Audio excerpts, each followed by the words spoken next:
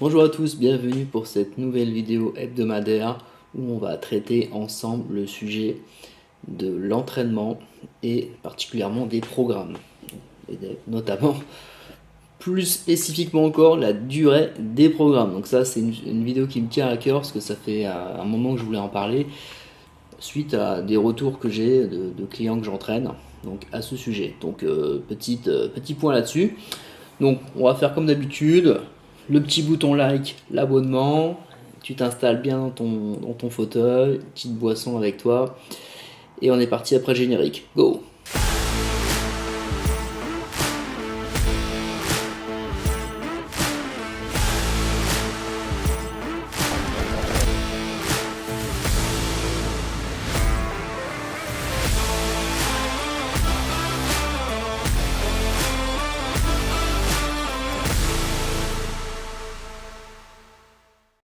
Donc pourquoi je voulais justement parler des programmes d'entraînement?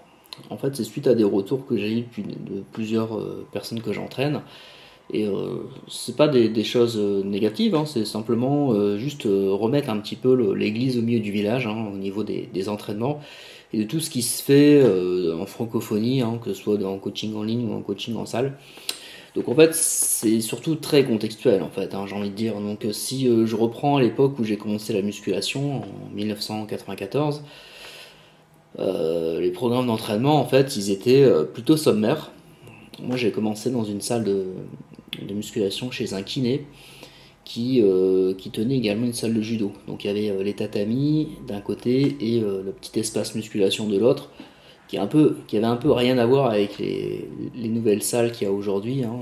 Vous voyez un fitness park, un basique ou un privé, les machines, il y en a à foison, alors qu'à l'époque c'était très très archaïque. Mais bon, c'était les balbutiements et ça nous convenait déjà à l'époque parce que forcément, vu on avait que ça, on trouvait ça déjà très bien.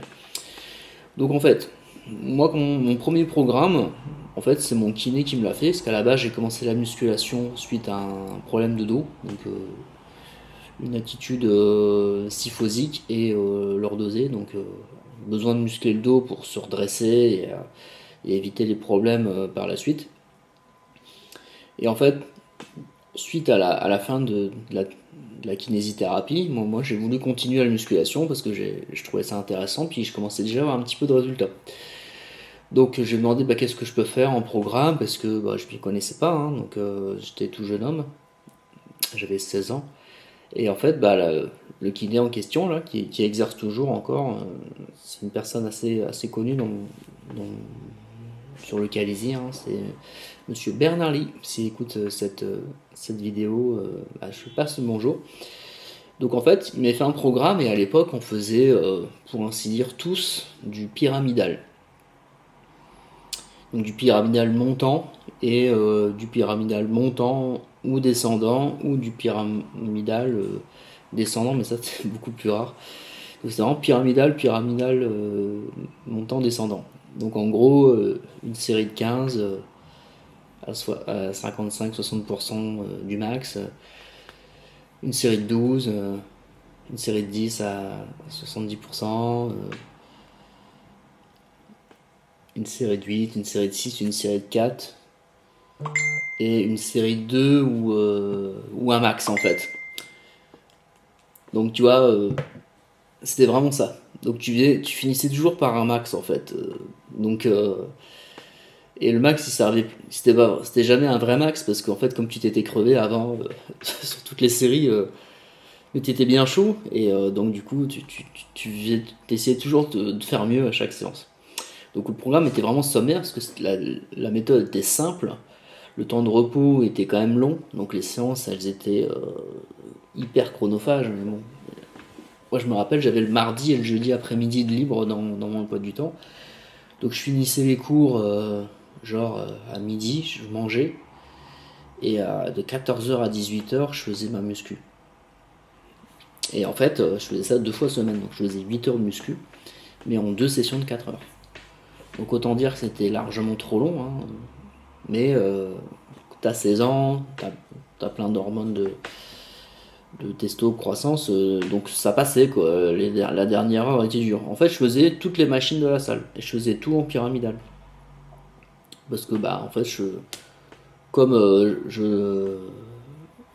je pensais que c'était ce qu'il fallait faire, je faisais tout en pyramidal, donc ça me prenait 4 heures. Donc voilà.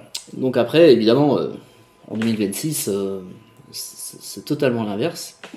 On cherche à modifier les programmes, j'ai envie de dire, tous les mois, voire même toutes les semaines, ou à chaque séance pour certains, qui ne sont pas suivis ou qui regardent les vidéos d'un youtubeur, ils voient une méthode, ils l'appliquent, la semaine d'après ils font autre chose, et au final ils s'y perdent.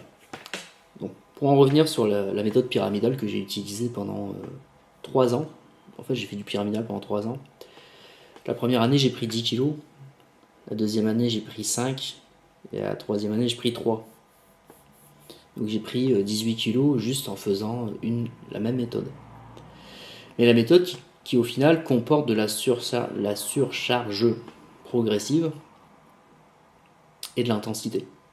Donc un gros volume d'entraînement, des charges qui montent et des charges de plus en plus lourdes avec une intensité élevée vu qu'on allait jusqu'à l'échec. Donc au final, si je résume, un programme, 18 kilos. Alors évidemment, d'une personne à une autre, ça n'ira pas dans ce sens-là. On va pas tous prendre 18 kilos évidemment, et encore, j'ai pas une génétique non plus incroyable. Hein. Je faisais 48 kilos pour 1m68, autant dire un gars petit et mince, quoi, et maigre surtout. Donc voilà, donc ça c'est contextuel. Alors après, aujourd'hui, en tant qu'entraîneur, je fais toutes sortes de programmes avec des dizaines et des dizaines de techniques d'intensification différentes, avec plus de 1500 exercices répertoriés sur mon application que j'ai enregistré moi-même depuis plus de 10 ans. Et en fait, je remarque une chose, c'est que les personnes coachées, elles font un bilan hebdomadaire et elles font un bilan mensuel, que ce soit au magasin ou en ligne, avec donc le point sur le mois, comment ça s'est passé, les mensurations pour ceux qui viennent au bureau, les photos, puis simplement faire le point, discuter, remédier aux problèmes, être aussi beaucoup dans l'écoute, hein, donc le métier de coach en fait. Et j'ai remarqué depuis un certain temps que les jeunes que j'encadre veulent changer rapidement les programmes. Et quand je dis rapidement, c'est qu'ils ne sont même pas arrivés au bout de la 4e semaine, qu'ils veulent déjà changer. Parce que le programme il est dur, parce que le programme il est moins apprécié que l'autre, parce qu'on est pressé, on a envie de consommer, parce que comme on paye un abonnement au mois, on veut un programme par mois, parce que tous les mois on paye son abonnement de coaching. Donc mais j'ai l'impression que tout ça s'accélère au fil du temps, et j'ai plusieurs fois les remarques, quand est-ce qu'on change, est-ce que tu peux me donner ma date de mon rendez-vous? Et en fait, quand je regarde en arrière, en fait, on a eu rendez-vous il y a 3 semaines, ou même pas un mois, donc je voulais en revenir là-dessus. En fait, ce qu'il faut vous poser comme question avant de vouloir changer quoi que ce soit, c'est: est-ce que le programme que tu es en train de faire en ce moment, il te donne encore des bonnes sensations? C'est-à-dire, est-ce que tu t'éclates toujours à le faire? Est-ce que tu as une bonne congestion? Est-ce que le lendemain tu sens que tu as bien travaillé, ou le surlendemain, c'est-à-dire en termes de ressenti ou en termes de courbature, sachant qu'on peut aussi avoir de bonnes sensations sans avoir de courbature et progresser sans courbature, ça existe aussi. Il faut se poser ces questions-là. Est-ce que tu es arrivé au bout des charges? Est-ce que tu prends ce programme avec autant d'entrain qu'au début, ou est-ce que ça te lasse et ça te saoule? Et si la personne te dit, en fait, ce programme-là, je l'adore, j'ai les bonnes sensations, il faut le garder en fait.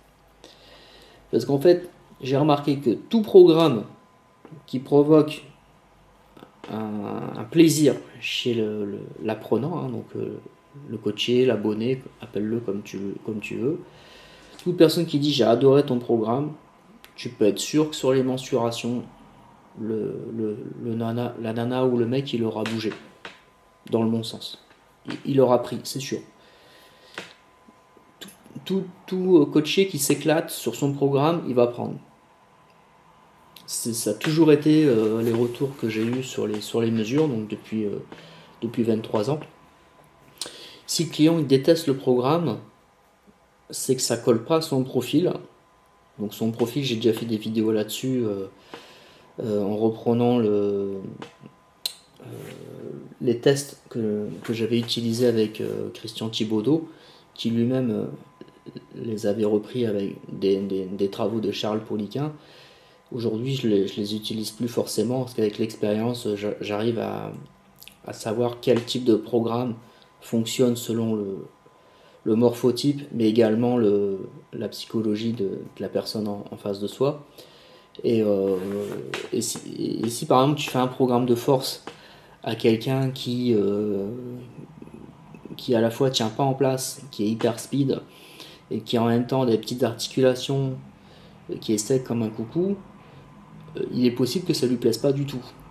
Et ça lui plaît pas parce qu'en fait il a pas de prédisposition à avoir de la force, parce qu'il a des longs segments, parce qu'il tient pas en place, donc les 3 minutes de repos, bah, il les fait pas, parce que ça l'ennuie de faire des séries de 4, et du coup lui il préfère faire de l'intensité avec beaucoup de volume, et il va te dire qu'il n'aime pas, et effectivement quand tu prends les mesures, bah ça n'a pas bougé. Après tu me diras en programme de force, c'est pas le but de prendre du volume, c'est d'acquérir de la force en stimulant le système nerveux pour après obtenir un gain de force sur des charges moyennes quand on reprend du travail en série de 10 ou de 8 par exemple. Mais ce que je veux dire, c'est que généralement, si la personne n'aime pas son programme, c'est que ça colle pas à son profil et que il y a peu de chances que ça donne du bon résultat. Mais c'est pas toujours le cas. C'est vrai que des fois, moi, par exemple, j'aime pas la force, mais si j'en fais pas, je vais perdre de la force au fil des années, et au final, je vais faire que des programmes qui me font kiffer en série dégressive, en superset, en giant set, biset, toutes ces combinaisons, moi, ça fonctionne super, dégressif, tout. Mais si je fais que ça, je vais perdre de la force au fil des années.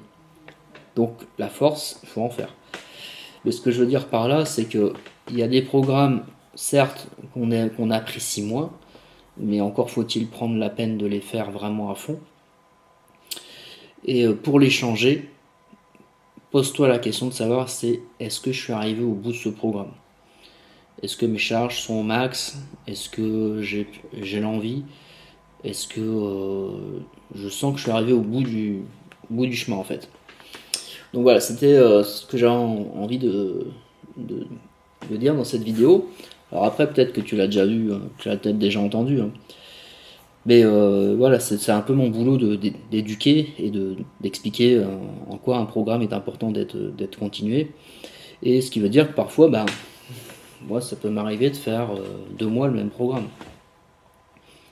Parce que le programme, il me donne la pêche, je me sens bien, je me sens plein, j'ai des bonnes sensations.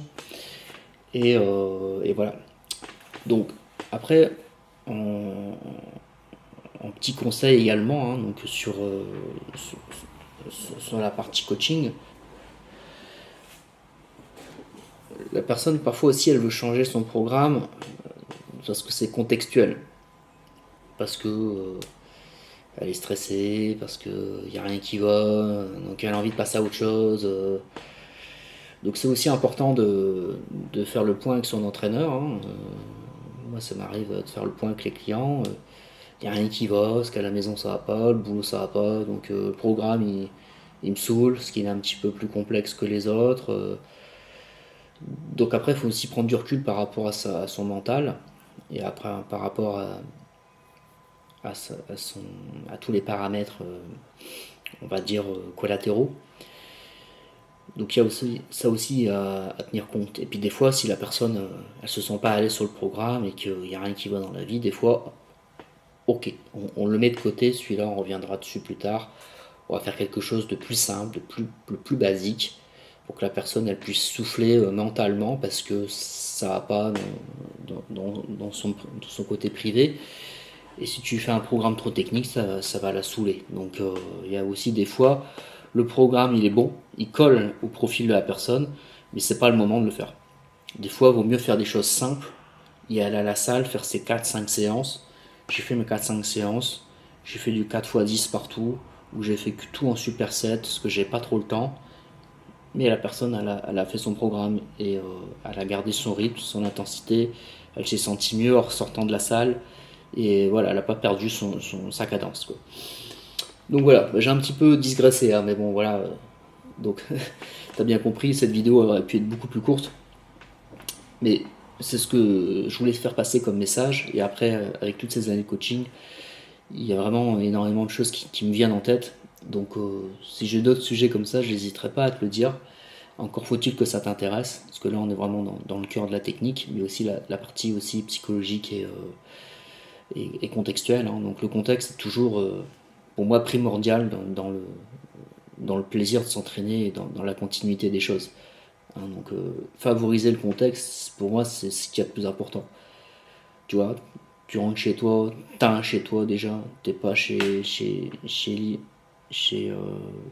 un copain chez qui ça a pu, une copine chez qui ça a pu. Tu dors bien, t'es pas au boulot, c'est compliqué pour tout le monde, surtout en ce moment, mais bon, ça va, tu fais tout ce qu'il faut pour que ça aille. Tu manges bien, tu te défonces pas, tu fumes pas, si tu bois un verre, c'est le week-end, enfin, tu vois, il y a tout ça qui doit fonctionner pour qu'après le programme il y aille avant de vouloir changer pour changer. Des fois, tu veux changer, puis il n'y a rien tu fais qui est bon, quoi, au niveau de ton quotidien, et c'est pour ça que le programme il va pas. Et là, je digresse un peu trop, hein, donc je vais couper court, sinon la vidéo va durer 1 heure.